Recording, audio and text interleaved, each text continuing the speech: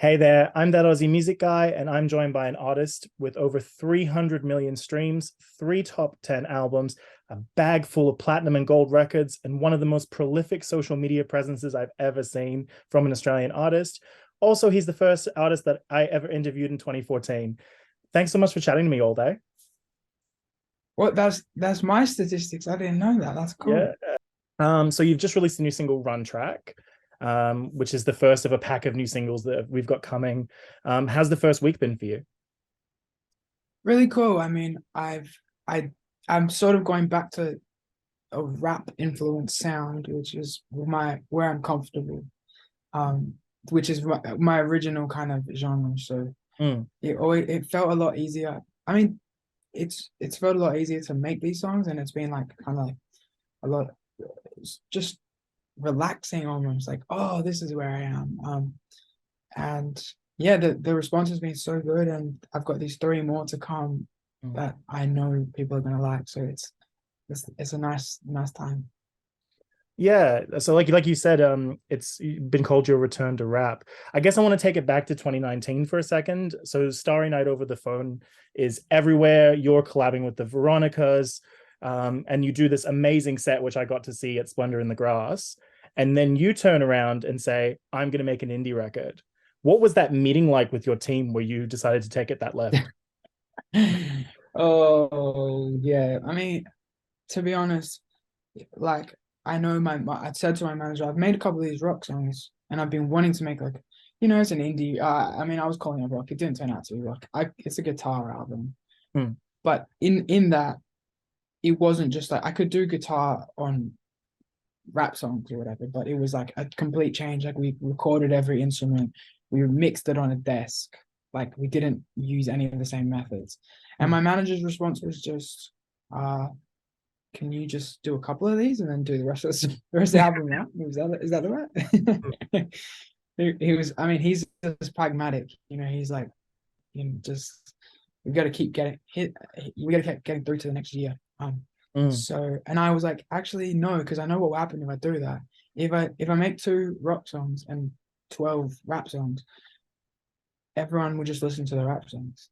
So I was like, no, I have to make only rock songs. So yeah, I had to go all the way, and I'm glad I did. Yeah, for sure. It's a great record. The saying that you recorded everything in a desk in a very different method to making the other albums, how has that impacted making this new run of tracks?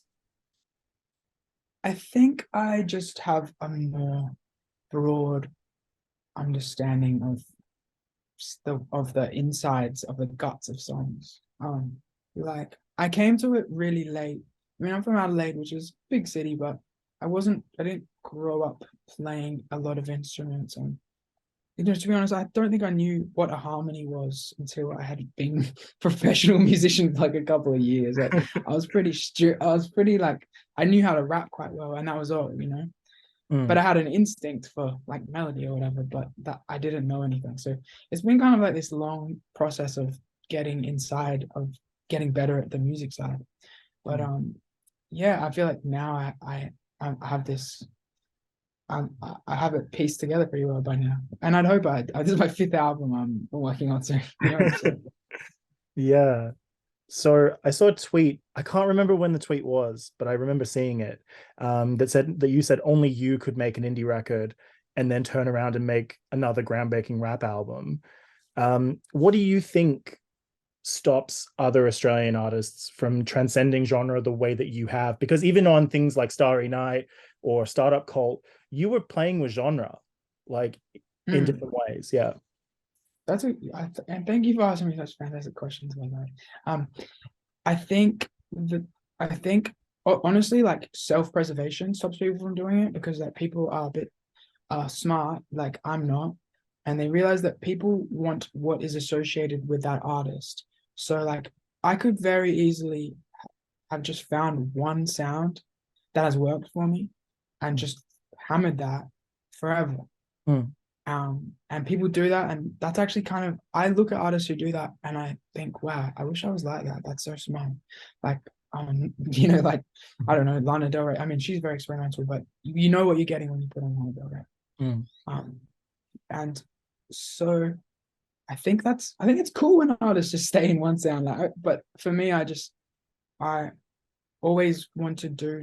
I always need to go through some sort of fucking turmoil, life upending thing, which is like learning some new thing or trying Mm. some new thing. I'm like, okay, I can make a rap hit, and then my next album was, all right, I need to make some sort of like soft indie hit with Japanese wallpaper Mm. because I don't know, otherwise it's not fun.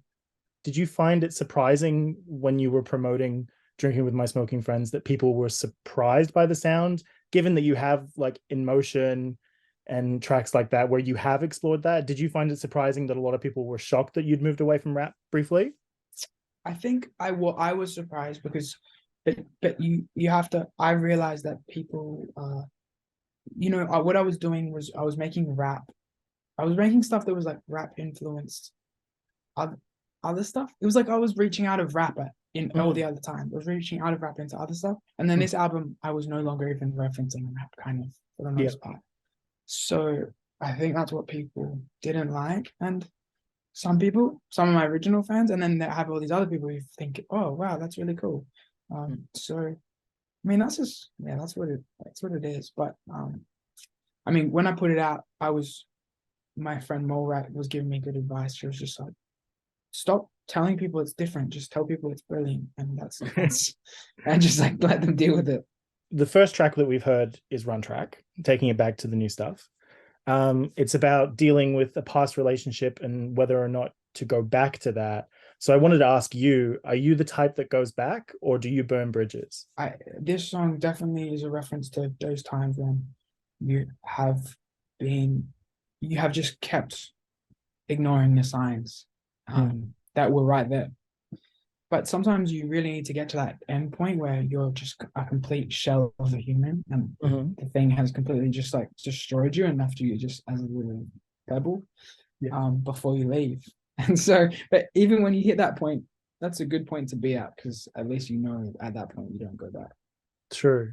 Very, very true. So one thing that I was intrigued by these new tracks when I listened to them, because I get to listen to them, which is very cool. Ah, I was Come wondering out. if they gave it to you. That's good. Yeah, they did.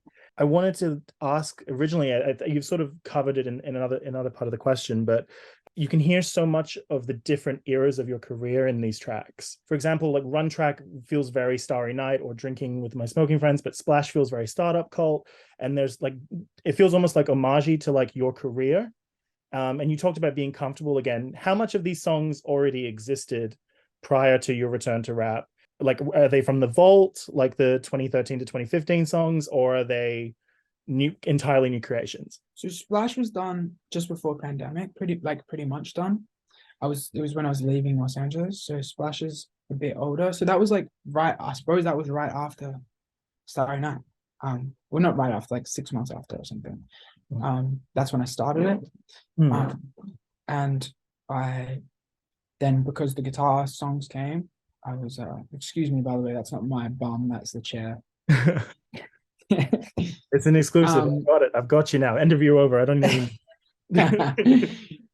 oh god, finally cancelled by my own behind. I know. I'm um secretly TMZ. all day. There was an article I saw years ago. It just always stuck in my mind when Bindi Irwin was in American Dancing with the Stars, Mm. and there was a sound that when she was getting interviewed at the end of the dance, and it sounded like she did a fart, maybe. I remember this. Yeah. And the article was Windy Bindi. Yeah.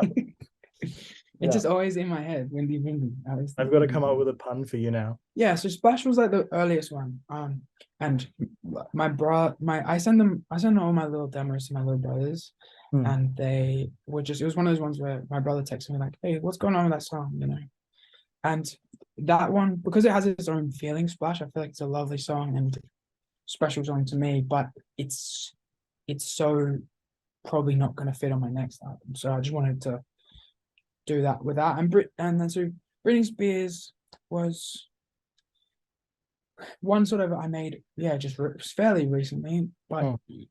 I guess it took me. I've been making a few songs sort of like just as practice again because after spending a year on a guitar album, I was just like, I need to get back into this rap thing. I Mm. never felt not confident at rap, but I was Yeah. feeling kind of not confident. So yeah, those ones are pretty new, and I made Crazy Trees like 2 weeks ago. how long, I guess, did it take you to start to feel confident again? Are there tracks that are just sort of we're just never going to see in that time period of you transitioning back into rap? I mean, probably there's a few sitting around that are like half done, that may make that next album that I'm probably gonna do a chunk with Simon Lamb like end of the year and into January, and like we'll see what makes it, and then Mm, I'm the type of person I want to put out all the shit as well because like there's even the shit sometimes is good. Um, yeah, I and I love how like a lot of rappers like Lil Baby and like NBA Youngboy and stuff like they just put out a million tapes because it's just like true. I like hearing all that shit. I don't know. So talking about the song Splash, there's a line in the song where you said the shows keep getting bigger. I've seen you open for Lily Allen at Festival Hall. I saw you headline at Festival Hall for that tour. I then saw you at the Forum this year. I saw you pack out that tent at Splendor in the Grass. What's bigger?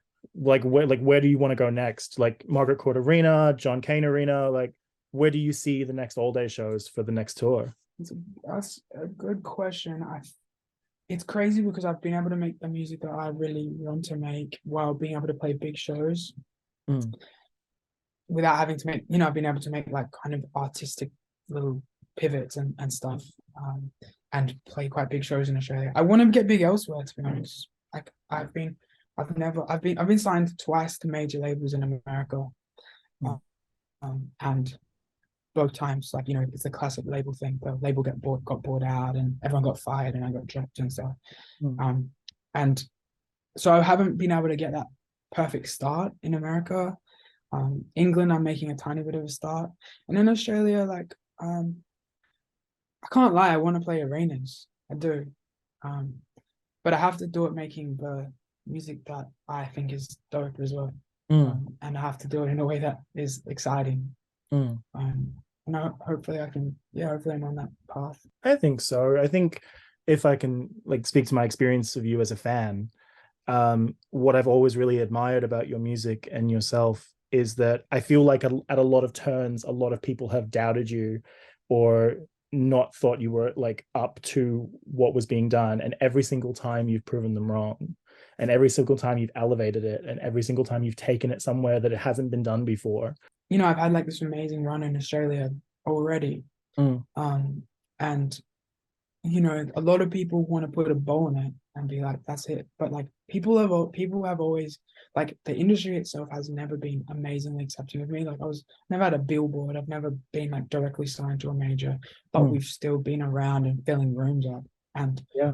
I've got like quite a lot of gold and platinum plaques in my cupboard. So like, they keep trying to end it, but like I keep making music and people keep fucking playing it. So like I use that feeling to just that kind of like that Mm. attitude to be like, hey, like keep trying to crush me, but I'll still be here. What's that feeling like for you as an artist when you take a risk artistically and then you go to the tour, you go to the shows, you see these packed out rooms of people screaming these words back at you? What does that do for you as an artist? I mean, it just as personally, there's like you said, that Splendour 2019, it it was a special time, and you're obviously getting Veronica's who are iconic, and you're Mm. having that big tent, full and cranking, and like those type of moments and big moments on tour. It's it's just validating that you're not fucking up, Yeah. because as much as like, as much there's hard times in this shit, and there's times when like you throughout this where it's been like, oh, like how much money have I got? Can I get through this period to the next period where the tour will fund the next thing kind of thing.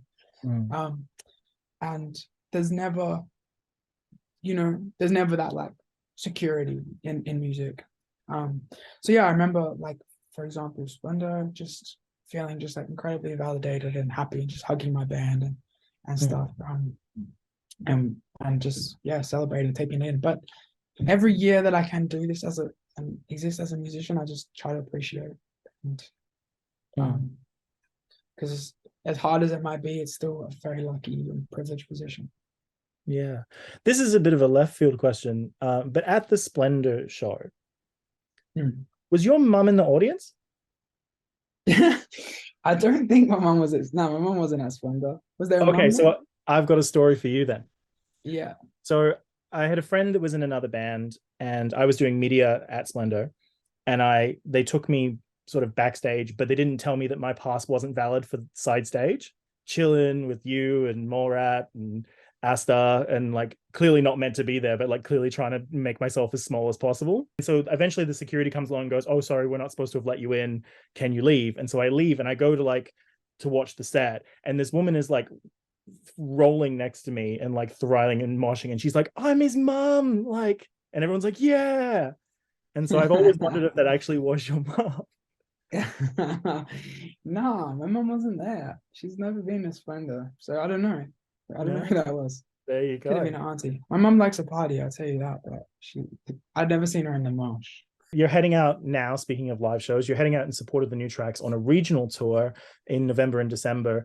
What can fans expect from, Allday's return to rap? Well, we're gonna play all the ones that people like to hear, and I'm always open to your requests, even though I ignore a lot of them. But yeah, but yeah, I mean these are sort of the cities that we don't always get to on the album tours. Mm, So we're hitting blah blah blah blah blah, all these different cities, but these are probably gonna be like smaller pub size shows. So it's mm, like up close and personal and sweaty and like more of just like a wild night out than like a highly produced um festival show or whatever. So these are the type of ones I get to meet people and shake people's hands and give mm. them hugs. So it's good to be back on the road. Are there any of the older songs where people request them and you just kind of go, ah, for fuck's sake? Some of them, yeah. I mean, yeah, like I some of the early songs I made them. Let's say I made them because I didn't like my job and I wanted to quit my job. Mm, So they were sort of made perhaps a little bit cynically, trying to like get popular. yeah. Um, and to me, they're the ones that embarrass me. Even if it's shit, but I still feel like it was truthful. I don't Mm. mind it. But if it's shit, but I made it cynically, then I'm embarrassed by it. Which of the new songs are you most excited to see live in a performance setting? Um, I can't wait to play Crazy Trees. Maybe because I just made it recently, but I find that fun and Allday, thank you so much for talking to me. I really appreciate it. And Run Track is out now. The new songs are coming. Buy those tickets. Make it happen. thanks, Chris. You really are that Aussie music guy. You really are. Thank you so much.